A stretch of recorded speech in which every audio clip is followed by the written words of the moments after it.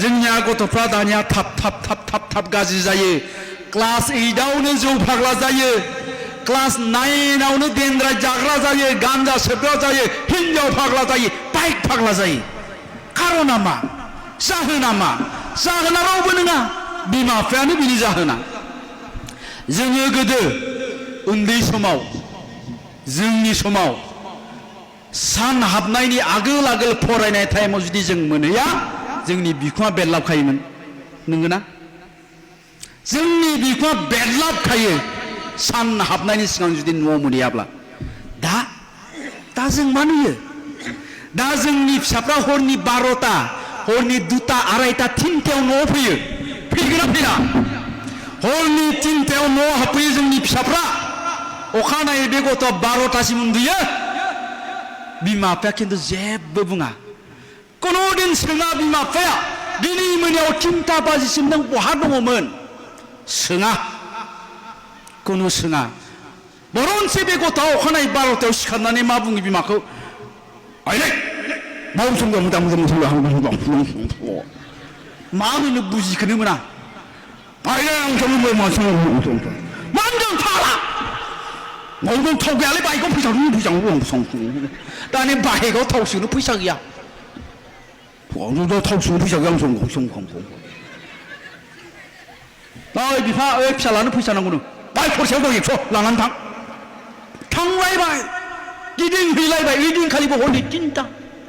अखानायै जेबो बुङा। मानो मोजां जानो बे गथ'आ? मानो डक्टर जानो, मानो इन्जिनियार जानो बियो?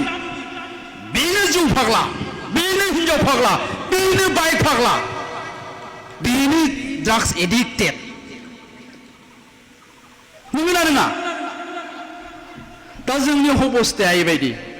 दा नोंथांमोननियावथ' बेयाव फांसन दङ, नोंथांमोननि जायगायाव मा जायोथ' आं मिथिथ'ला। जोंनि जायगायाव फांसना जायो सिमलायाव। नायनो फैयो सालबारिनि, पाठशालानि खोलानि, मुसलपुरनि। सोर? खिबुनाव साफा हिन्जाव। गावनियाबो बे गोसथोनायजोंनो समान खानाया। ओरैजाय मोखांफ्राव माबा दादेरनानै लानाय थाथु माबा माबि। ओरैजाय सलायबोयो बाइकखौ। नायबानो गाथाबनो दोनसै नामा मोनलायलाङो आंहा।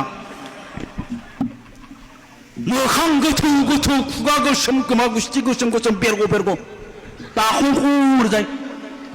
बाइकआ बिराद गिदिर, सलायबाथाय मोख्रा सलायनाय बायदि नुयो बाइकखौ। बांद्राय बाइक सलायनो देखाबाय जानाना। बिसोरो बे फांसनाव फैना मा खालामफैयो? फारसेथिं जौ बथल, फारसेथिं सिगारेट लागाव। खाथियाव सोर गिदिर मानसि दं बेजों जेबो सोमोन्दो गैया। अभद्र। मिथिबाय? बे गथ'आ मानो डक्टर जानो? आरो बे गथ'खौ बिमा बिफाया अखानायै सोङा, हरनि 3टासिम बहा थालायामोन? सोरबा खोन्थाफैयोब्ला खोन्थाग्राखौ उल्था रागा जोङो। बेबायदिजों कुनुदिन जोंनि फिसाया मोजां जानाय नङा। आरो नोंथांमोननि न'खरावबो जेबो सोलायनाय फैया, चेन्ज फैनाय नङा। नोंथांमोननि गामिनि न'खरफोरनि जारिमिनखौ बोदलानानै नाय। नोंथांमोननि गामियाव दिनै जुदि सोरबा खामला मावनानै जाग्रा दङब्ला, थेला बोनानै जाग्रा दङब्ला, बिनि न'खरा थांनाय 100 बोसोरनिफ्रायनो थेला बोखाबाय थादों, खामलाबो मावखाबाय थादों। बिनि बिफाया थेला बोग्रा, बिबुआ थेला बोग्रा, बिबुनि बिफायाबो थेला बोग्रा, आरो दिनैबो थेला बोग्रा, आरो बिनि फिसाया नै बिसोरो गाबोनबो थेला बोग्रा जानो थांबाय दङ। होनबा जोंनि न'खराव माया सोलायनाय लाबोगोन? सोलोंथाइया, एजुकेसना। आरो जोंनि फिसानो जों जेब्ला मोजां गियान होनो हागोन, मोजां आखल होनो हागोन। दा बेखायनो दिनैनि दिनाव जों बिमा बिफाया जुदि सांग्रां जायाब्ला, बिमा बिफाया जुदि गावबा गावनि गथ'खौ मोजां जोथोन लायाब्ला, बिनि रिजाल्टआ खालि नैबेखौ बेल'खा, बिनि अनगा जेबो गैया। गोदो लेखा रोङासो हालुवा जायोमोन, दाहोना थाना जायोमोन, खामला मावना जायोमोन। दानिया लेखा रोङासै गैला बियो, जौ फाग्ला जाबाय, ड्राग्स एडिक्टेड जाबाय, बाइक सलायथिंलाबायनानै बहाबा सौग्रावना थैसिगोन बियो, सोरजोंबा बुथार जासिगोन बियो, नङाबा गावनो सुइसाइड जानानै थैसिगोन। जों बेखौनो नुबाय दङ दा बेखायनो मोजाङै सिन्था खालामनानै नाय थांनाय मेट्रिक फाइनालनि रिजाल्ट होयोब्ला सासे लोगो अदालगुरिनिया आंखौ कल खालामनानै बुंहरदों नोंथाङा बहा दं जाहानाव आलासि जानो फैनांगौ आंहाथ' आलासि जानो सम गैया नङा फैथारनांगौ नोंथाङा फैयाब्ला आं बिराद गाज्रि मोनगोन बेबायदि बुंनाखै आं थांबाय थांनानै ओंखाम जाबाय ओंखाम जानाय टेबोलाव बुंबाय आंखौ लोगोआ नोंथां आंनिया फिसालाया देग्लाय मेट्रिक पास जादों 87% मोनदों बेथ' जोबोद मोजांनि बाथ्रा दा फिसाला आंनिया डक्टर जानो गोसोनो दा बेखायनो आंखौ मोजां कलेजाव एडमिसन लानानै होनो थिनबाय दङ दा आंहा राहायानो गैया थाखा गैया फैसा गैया आं माबोरैजाय मोजां कलेजाव एडमिसन लाना होबावनो नोंथाङा आंनो माबा मोनसे राहा दिन्थिदो होनना बुंबाय आंखौ अब्लाथ' आं खेबसेनो बुंनो हाला जाहैबाय दा बेखायनो आं बुंबाय आं सानथामसो उनाव नोंथांनो कल खालामहरफिनगोन बेबायदि होननानै आं फैबाय फैना सानथाम उनाव आं बेनो फन खालामदों फन खालामना बुंहरदों आङो बुंहरनो हानाय जादों नोंथां नोंथांनि गथ'नि 2 बोसोरनि फरायनायनि थाखाय नोंथाङा थाइसेबो थाखा गारनो नांला आं मोनसे कलेजाव रायलायबाय खालि नोंथाङा थानायनि नामाव 1500 थाखाल' हो बे 2 बोसोरा थाइसेबो थाखा गारनांला अब्ला आंखौ बुंहरबाय हाब गोजोन्थों नोंथां थेंक इउ भेरि माच नोंथाङा आंखौ बिराद गिदिर मदद होबाय अब्ला फिसालायाबो बिफानि मबाइलजों आंखौ रायलायबाय थेंक इउ आंकोल सानसे बेलासि आं नोंनि खाथियाव डक्टर जानानैसो ओंखारहैगोन होननानै आंखौ बुंदों दानिया मेट्रिक पास जानायनि उनाव जायफोर गथ'आ जायफोर फरायसाया गावबा गावनि बिमा बिफाखौ बुंबाय जे आङो डक्टर जानो नागिरदों आं इन्जिनियार जानो नागिरदों आं ओरै थोरै जानो नागिरदों आंनो मोनसे मोजां कलेजाव एडमिसन लानानै हो होननानै बुंबाय बेफोर गथ'फोरखौ रावबो होबथानो हाया गाबोननि दिनाव साफा साफा डक्टर इन्जिनियार गेदेर मानसि जानायनिफ्राय बिसोरनो जायो डक्टर इन्जिनियारा आरो बेबायदियानो जागासिनो दङ आरो बिनि उनावनो दानिया आंनि फिसालथि निजा सालथे माने हाबा जाथ'आखै माने गोसोथोयो आरोखि आंनि माबाखौ आंनि गोसोथोनायनि बिब'नि हौवा बिनियाबो 74% मोननानै मेट्रिक पास जादों दाना सालथेया फन हरबाय आंनाव सालथे ओइ मा खालामलै नोंसालायानो मा खालामदो नोंसो मोनसिगोन माबा 50,000नि मबाइल नांगौनो बायना हरदोलै नोंथाङा आं मोनथिला जाबाय 50,000नि मबाइल आंनि फिसालानो आं मबाइल बायना होआखै मेट्रिक पास जानायाव फिसाला दं दे आंहा नानिमोन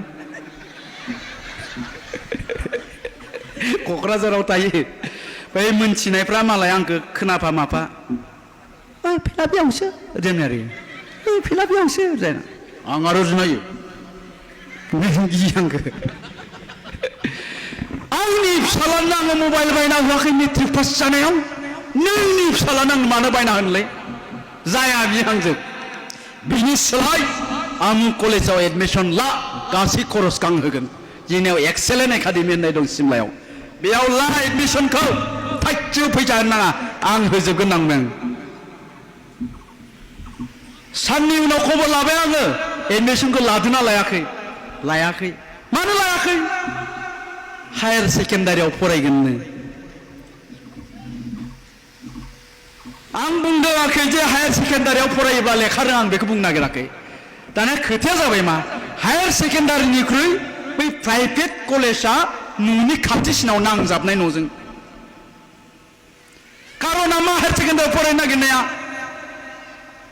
बेयाव मानो फरायनो नागिराखै कारना जाहैबाय मा बे प्राइभेट कलेजाव फरायोब्ला क्लासाव रेगुलार एटेन्ड जानांगोन डिसिप्लिन मेनटेन खालामनांगोन फरायनाया बारा जागोन कारण एग्जामानि एग्जाम जाबाय थायो क्लास एग्जाम जायो इउनिट एग्जाम जायो दा ओंखायनो बियो एडमिसन लाया गतिके अखानायै थांबाय आङो सानथाम उनाव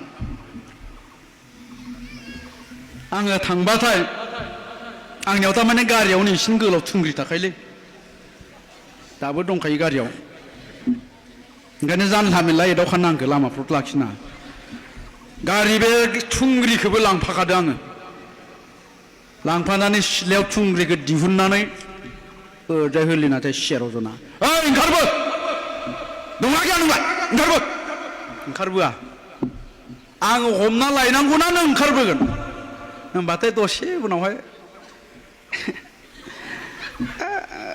माबाला आयं क्लासबो जाथ'वाखै नालाय ओंखायनो आङो मानो लाथ'वाखैलै आयं समनियासो लानो नागिरदों क्लासबो जाथ'वाखैलै आयं जाबाय मोजांबासो मोजां नङाबा गोदना जगोन बे आं बेनि उनाव एडमिसनखौ लाबाय दाना खोथाया मा जाय गथ'आ मेट्रिक पास जानायनि उनावहाय बिमा बिफाखौ बुंबाय जे आंनो मबाइल नांगौ 50,000नि 1 लाखनि आंनो बाइक नांगौ 2 लाख 3 लाख 2.5 लाखनि जाय गथ'आ बेबायदि बुंबाय दाखालि मेट्रिक पास जानायाव ओइ दिनखालिनिफ्रायनो बे गथ'नि लाइफआ धंस जाखाबाय 90%निया खारन जों बेखौनो नुबाय दं नंगौना नङा मेट्रिक पास जानायनि उनावनो बिबाय बियो आंनो 50,000नि मबाइल नांगौ 3 लाखनि बाइक नांगौ ओइ दिनखालिनि जोब्बाय बे फिनिश दा बेखायनो साबधान बे बाइक बे मबाइला जोंनि इयुन जोलैखौ जोंनि फिसाफोरखौ धंस खालामगासिनो दङ दाना बाइक दाम गोसानि मबाइल दाम गोसानि बिनायनि दायनिगिरिया खिन्थु बे नानि मोननियाव थायो एसे सिख्लाफोरनियाव तारमाने बिसोरो मा होननानै सानो बाइक दाम गोसा मबाइल दाम गोसानि लाबासो सिख्लाफ्रा गोसोथोयोलै साननायफ्रा बेबायदि नंगौना दा ओंखायनो बिसोरनो दाम गोसानि बाइक दाम गोसानि मबाइल नागिरो आरोखि बेखौनो गोसोआव लाखियो जारौमोन सनाफोर नों जायखौ दा गोसोथोदों बाइक दाम गोसा मबाइल दाम गोसा लाग्राया बे जौबो लोङो बे लेखा फराया मिथिबाय आरो बेजों हाबा जानांगौबा नोंनि लाइफआ धंस जाबाय मिथिबाय बेखायनो आं बुङाखै दे गासिबो बाइक लाग्राफ्रा गाज्रि होननानै बे सेंग्राफ्रा गाज्रि मोनलायगोन बांसिनानो मिथिबाय बांसिनानो दा ओंखायनो आङो बुंदों जोंनि लाइमोनफोरखौ नैबे बुब्लिया नैबे टाइमानो जाहैबाय गावनि जिउखौ दानायनि मोनसे बेस्ट टाइम गावनि जिउनि लामाखौ दानानै सोरजिना लानायनि साबसिन समय बेनिखाय आरो साबसिन सम गैला बे बारग'लाङोब्लाथाय ओजोंहाय गैलिया दा बेखायनो बे समखौ आद्रि दा खालाम बेबायदि बैसोआव नोंगौ खालि रंजा बाजा आला दिङा ओरै ओरै देखायनोखौल' लुबैयो दा खोथाया जाबाय मा रंजाबाय था बाजाबाय था बिफायानो बाइक होदों बिफायानो मबाइल होदों थाखा फैसा गिदिंबाय था गिदिंबाय था गिदिंबाय था गोसोथोनाया इखौ लाज्रांलाय इखौ गारलाय इखौ लाज्रां इखौ गिदिंबाय गिदिंबाय था गिदिंबाय था गिदिंबाय था 28 बोसोर जाबाय 30 बोसोर जाबाय हाबा खालामबाय नङाबा सोरजोंबा हरफा जाबाय अखानायैनिफ्रायनो सेस दा जों इखौनो नुबाय दङ नोंगोना नङा देनाय दा बेखायनो नोङो खस्थ' खालाम 25 बोसोरसिम 25 बोसोरसिम खस्थ' खालाम आरोबाव 50 बोसोर आलो गोजोनै जा गारि मटर न' बां थाखा फैसा जेनिबो आंखाल गैया